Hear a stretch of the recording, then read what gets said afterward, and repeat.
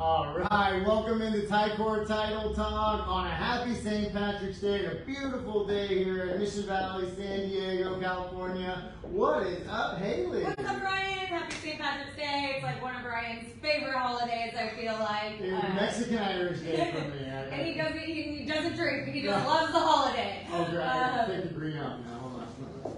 Oh, wait! No. Sneaky. Dad jokes. Dad. Brian is hilarious, guys, in case you guys didn't know. Coming to you on your weekly real estate wrap-up. Brian is hilarious. I'm probably just asking. So I don't know where I got the idea, but I wanted to talk about getting lucky in business. Luck. Well, we hear that term pretty often, but I think a lot of us know that there's no real such thing as just getting lucky, right? I mean, you can go to the casino, you can get lucky there, like. There's that I hate losing money, so I don't gamble. Gambling's tough. It's work really hard for me. Yes, I don't. But we know in the business side of things that there's real no such thing as luck. I mean, people say they were an overnight success after 20 years, right? Like, that's what we hear. There's no such thing as dumb luck, right? I mean, you can go to the casino and get lucky, you put it all on red and hit, and bam, that's dumb luck. But usually in business or in repeatable patterns, people have something where that luck is preparation meeting opportunity. So when the door's open right in front of you, and sometimes you don't get to see it coming. Sometimes it's a split moment decision. But if you've been in preparation and you've been putting the work in, and you have been building good habits and doing all the work, and that opportunity is in front of you, that is preparation, meeting opportunity, and you get lucky. Lucky. Right? Well, and we talk about this a lot in our business too, and with our agents that we meet with, we talk about that curve, right? And it's like, you go, and you're just like, man, what's going on here? And then all of a sudden you hit this point, and you just kind of take off, and you're like, whoa, what happened? My business is now thriving after 4 years of hard work, hard preparation, of barely making it, now I'm killing it. Well, that is your preparation, meaning the opportunity of really now feeling the market. The market's giving you back the results of you putting in all that work, right? Absolutely. And it's like, I think it was either Jocko Willink or The Rock, Dwayne Johnson, that said, the harder I work, the luckier I get. And it's just true, man, because you're putting yourself in the position, consistently putting yourself in the position. And that J curve you're talking about is like, I'm working, maybe I'm seeing a little result, then a little setback, and a little good result, and a little setback, and all of a sudden, all that work and determination, it waterfalls. That effort hits something where the right opportunity comes along, and it launches you into the stratosphere, and that J curve goes, whoop. So, better to be lucky than good. You need luck along the way. There's so many things that people and ways to feel about luck, but I can tell you, I've had extreme good luck, I've had extreme bad luck, all of it in between. Yeah, right? I mean, we could go on with the analogies on this, and we'll get into systems and strategies on that, but like we've all heard the book 3 Feet from Gold. Right. And we know that, and they gave up. They were like, okay, we're not hitting anything, we're done here. And it took one person to keep being persistent, keep going, and they hit one of the largest gold veins, you know? And they just kept, just kept going, and they were consistent, and they kept putting in the effort and kept putting in the time. And that's what we see a lot is the people that have the systems, the consistent outreach, that have metrics time blocked into their calendars, are the ones that we see really hit that lucky point and have a great, thriving, successful real estate business regardless of the market, regardless of what's going on. And they just have their blinders on, and they know their systems, they know their metrics, and that's where we talk about this lucky time. There's no luck, it's just we have business strategies put in place to help us meet those expectations and hard work. I mean, and to bring it in today, you're like, okay, great, Ryan, there's banks failing, there's bad news every time I turn on the tube, there's this, the markets, there's no inventory, there's high interest rates, like, there's more than a couple obstacles right now, right? So where's the opportunity in that? Well, I can tell you that there's going to be a lot of people on the side of the road of real estate just weeping their eyes out and playing the victim card and not sprinting forward through the opportunity. The opportunity is being consistent and taking advantage of what those who are not participating because of all those obstacles, you're going to pick up what they leave behind. You're going to get a relationship that they haven't kept in touch with. Yep. You're going to have an opportunity to meet with an investor you otherwise wouldn't have had. Those things, those opportunities are out there. So if nothing else, have a plan, stay steady. We got to do something. We can't sit around and cry all day long, so we got to do something. You might as well work and be steady in your outreach efforts, because consistent effort over time will breed consistent results. And the only time you lose is when you quit.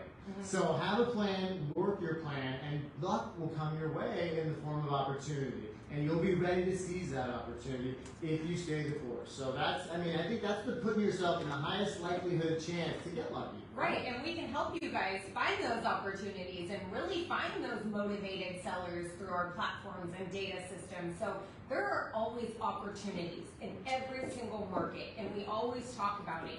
Tom Ferry preaches it. It's what are you doing to get those efforts in return?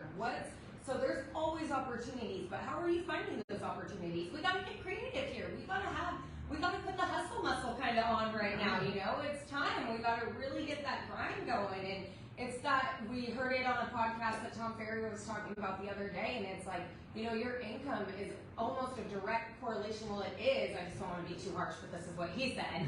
It is a direct correlation of the value that you are bringing to your market. So that is huge. I mean, because we are talking to people all across the board, of people that are really struggling, but then they're struggling. But then there's also people on this side of the market that are thriving right now, and they're like, I don't even notice what's happening because I'm so busy. Exactly. And so it's all about mindset. We're huge mindset people. I hope you guys get that from us at this point. 5 years into this. And we, you know, the books we read, everything we hear about talks about how the mindset, I mean, it can actually heal diseases, heal things. So having that mindset, you will put in fruition to the universe of having those opportunities. Having those we receive blessings. Yes. Receive them. Well, we talk a lot in the curative issues, and we're going to go into title insurance here in just a moment. We are here to talk title. But an ounce of prevention is worth what? A pound a cure. So just a little bit of planning, a little bit of putting some positive amidst all the negative that swirls around all of our minds, right? We can't control our thoughts. They dart in and out like people cutting you off on the freeway, okay? But you can control your second thought, like Rob Dial talks about, okay? How am I going to respond to this inadvertent or uncalled upon or unwanted negative thought that popped into my head? Uncontrollable. Uncontrollable. So, but you can't control if you follow the thought and let it take you down the road to cynicism or to scarcity mindset or negativity, right? You can control that part. So and you can help with an ounce of prevention. Put positive podcasts in. Read a book. Hang out with positive people that you aspire to be like.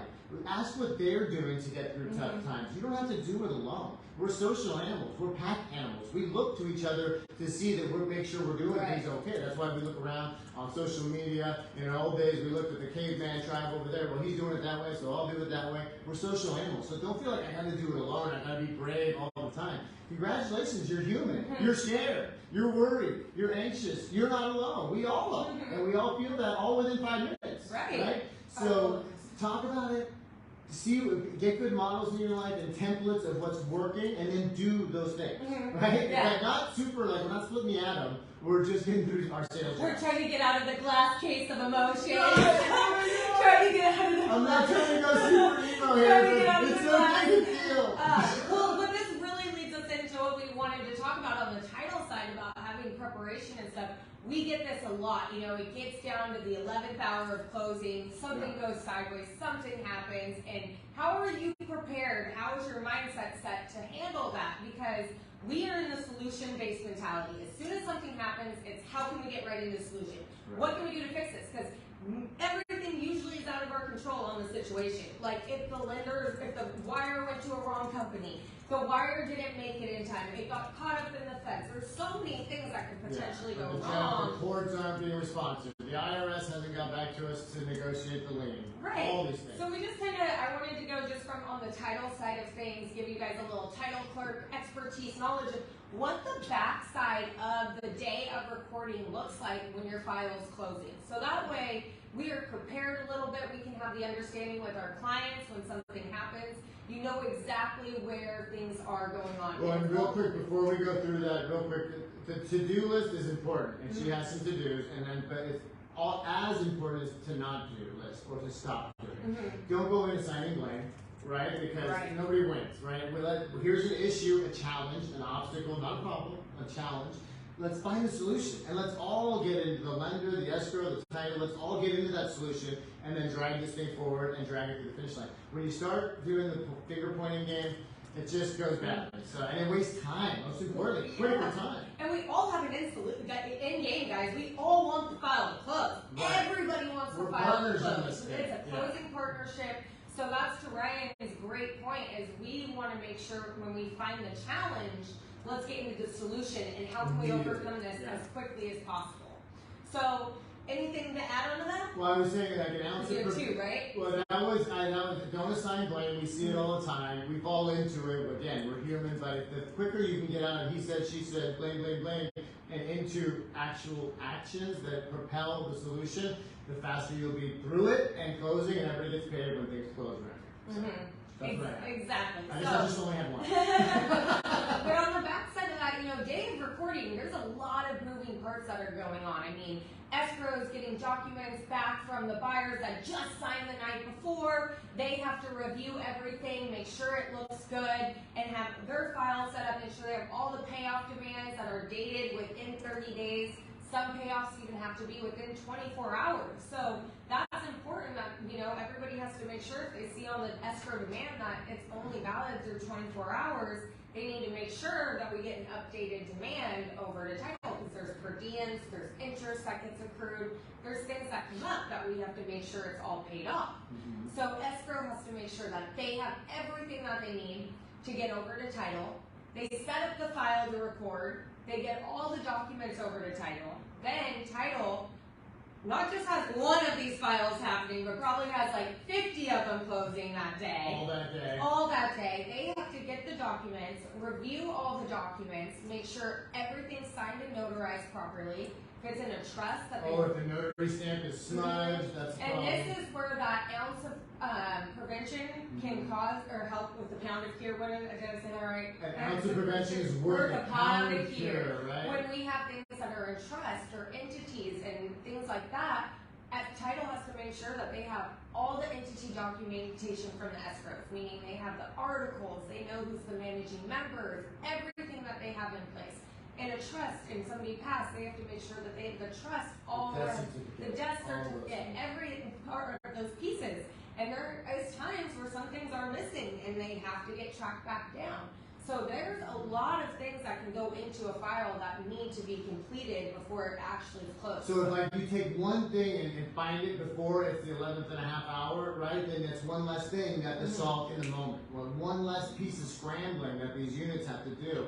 So that's where the prevention comes in, is when you can catch things ahead of time with a little bit of preparation. Like anytime you see a subject to item number on your prelim, that's something we're going to have a little bit of working out to do. So that's something we want to get ahead of the game on versus like getting down to the 11th hour and we're like, where's the interspousal deed from the ex-wife that signed up when they were married and we need that like right now. And you're not talking. Yes. One guy was in the Philippines a couple times. It's just crazy. So there's all those documents have to get transferred to title. Title has to review it, make sure they have everything placed in proper technique, and there's been some rumors going around which is quite laughable that Fannie Mae says they might get rid of title insurance, which everything I've heard is just that's ridiculous. I mean, first of all, if they go off an attorney letter, being in title and seeing underwriters things, attorneys they can mess up a lot on the title chain. Yeah. We've seen that numerous times.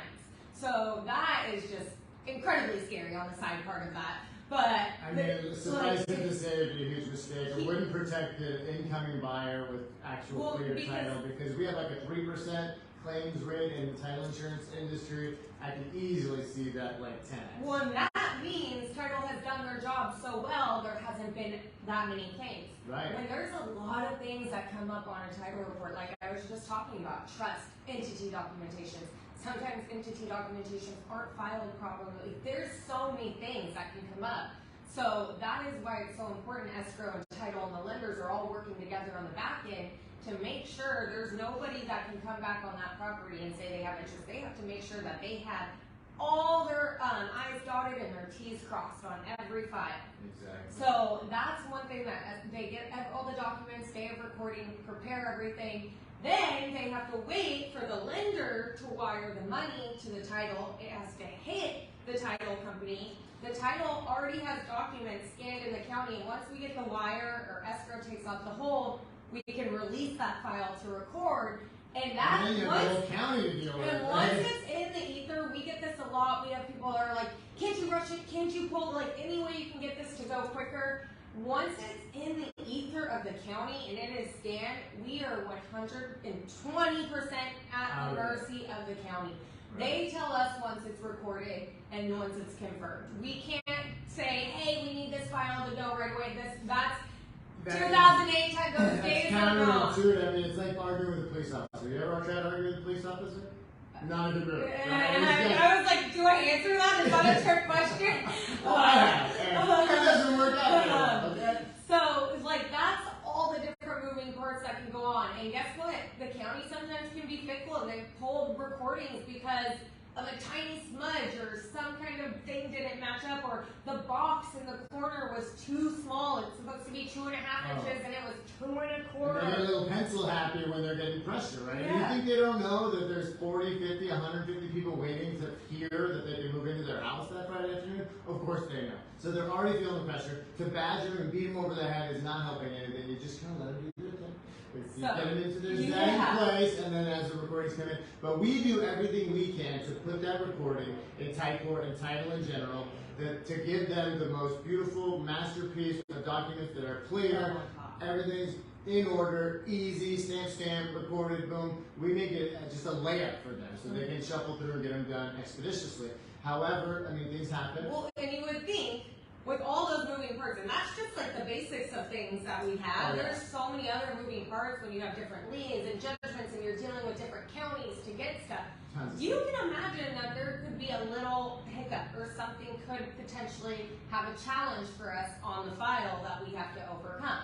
And that's why it's really important to work with an awesome title team like us to make sure that we are in that for you. I mean, we are there to advocate on your behalf to make sure these challenges get overcome. I mean, we've gone toe-to-toe with our underwriters to be like, why is this holding us up? And we've had to fight it out and figure out what's the files solution. to closing when they didn't want to, because look, we work for Ticor, but our job is to go to war with Ticor on behalf of our customers if need be, and we do regularly because sometimes they're just locked in their little dark cave of underwriting, and we got to be like, listen, pragmatically speaking, this is not a big exposure for the customer or for us. Let's just close the file. And sometimes we win, sometimes we lose, but we definitely fight it out for our customers, and you want that. You want somebody who's on Friday, is at work, ready to jump in and throw blows on behalf of the customer, because if it doesn't close, you don't get paid. And we are with our customers. We are advocates for our agents. We love those 2 o'clock fire drills on Friday. I'm getting files closed. Those are our favorite. That puts us to the test. We're like, give me more of these.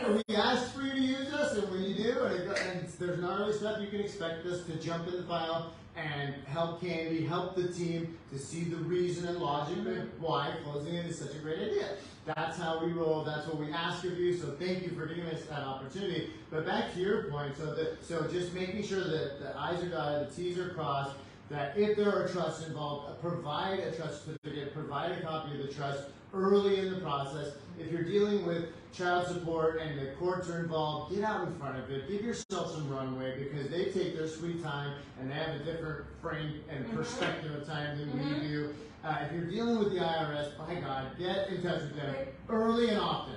I mean, when I was working on the title desk and trying to work with these counties before and stuff, I literally had them tell me on the phone, like, I'm sorry, your issue is not our problem. Like, because you guys took too long, and who knows what the situation was. It was probably getting documents back from the courts or something like that, saying they don't really care. They say sorry. Lack of preparation so when you're on your part does not constitute so when you're trying to call and get the child support demand day of, and because it somewhere got missed on the preliminary report, that's a little challenge for us to overcome, but we work it through. So we wanted to help you guys be in your corner. We wanted to give you kind of that little background of how many moving pieces actually go on a day of recording, because there's a lot that's happening. It's not just easy peasy. The county has documents and we can just get the recordings. There's a lot of things that go on. We have to make sure There's a money lot is of covered. moving parts. It's a miracle. It's a small miracle in every closing. I swear, when you dissect it like that. But you hear, like, hey, better be lucky than good. So that is how you put yourself in position to get lucky with a smooth closing. It's just a little preparation along the way. Be vigilant. This is your file. This is your customer. Check it out. Be present along the way, and be ready to overcome any challenges like paperwork. A payoff. If a payoff does not have a certain date on it, it's not a good payoff. If a demand letter does not have a certain date on it, they want present day demand. The biggest like that. one too that's like completely out of anyone's control is like wire issues. Like sometimes they get held up in the Fed, and the Fed won't even tell you like, oh, they were waiting for somebody to verify the last 4 social security digits of the wiring or the last name, and there's things that happen or wires go to different places. So we wanted to kind of give you that little bit of education, so if that does come up, that you're able to better prepare your clients and let them know, like, hey, we are in this roller coaster of a transaction together. We are going to feel this out, and sometimes on Fridays when the wire doesn't come in and it doesn't close, and they have the moving truck ready to go, we have to be prepared to have those conversations and know how to explain to our customers what happens. And there are things you can do. You can hold funds and close the file, and then hold funds to separate it, figure it out. We get creative. We figure it all out. So bring it to us. Don't feel like, oh, there's no way this is going to close. We want to close, okay? We will find the way. But think of it this way, though. With wire fraud, you guys, it's like airport travel before 9/11. It was a lot easier because TSA, with good reason, took security standards way up, right? So it just went from like an hour and a half before your flight, an hour before your flight, 5 minutes before your flight. I was like, you're still needed. And now it's like, you better get there 2 hours before your flight if it's a main travel day, or else you might miss your flight. So that's a good analogy in that, because wire fraud has just gone through the roof, man. It's like crazy, and we have to protect you, the customer. People have lost their life savings in a wire fraud scandal where they make off with $1.5 million, $2 million, all the money they have in the world. It was a down payment on the new property. They're forever home, and just like a whisper, it's gone. Yeah, we had a client this week send us a copy of someone that said that was their bank statement. They wanted to look at this house sight unseen, and definitely seemed a little sketchy. We checked it out. They were completely trying to fraudulent the agent and get this property. It was complete fraud, and thankfully we had an escrow and title team that could look at this and determine there's no way in hell this guy actually has these funds to be able to see this sight unseen and stuff. And that's where having Candy Church and others at Ticor, like seasoned, veteran, expert ninja title people, because they do it all day, they do it all day, and when something sticks out like a sore thumb, they can catch it. Right? Or something smells like rotten, they can catch it. So that's the benefit of using seasoned team behind just us. And it's nice to have the title officer actually in the field doing this on the sales side. So we are ready, and to bring it all the way back, what else can we do mindset-wise to prepare? Because an ounce of preparation is worth a time to cure. What are some of the things you do just to make sure that you're in your best, bringing your best optimal Haylie into the day? I think I know where he's going with this.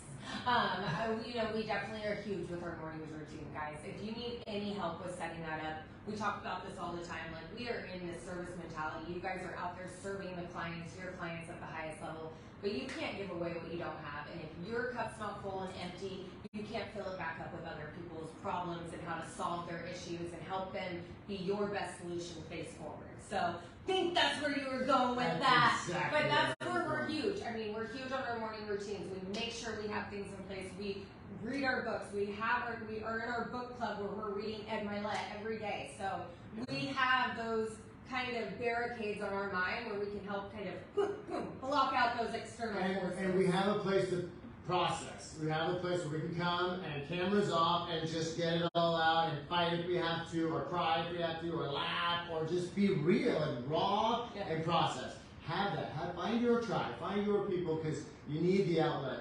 And yes, you cannot transmit a frequency that you are not operating at. So bring your optimal frequency, your best energy into the day by taking a little time out to take care of yourself first. Like, apply the oxygen mask here before you put it over there. All those things. It really works. And with that, I think that's our Friday video. Yeah. Happy St. Happy St. Patrick's Day. Please, guys, we want to be a part of your team. We are here to help empower you, find systems, strategies, get your morning routine. We can help hold you accountable. So please hit us up, direct message us, call us. We are lucky to work with you. Oh, he's so cheesy. you so much. I'm Haylie. I'm Ryan. Bye. Till next time. Bye.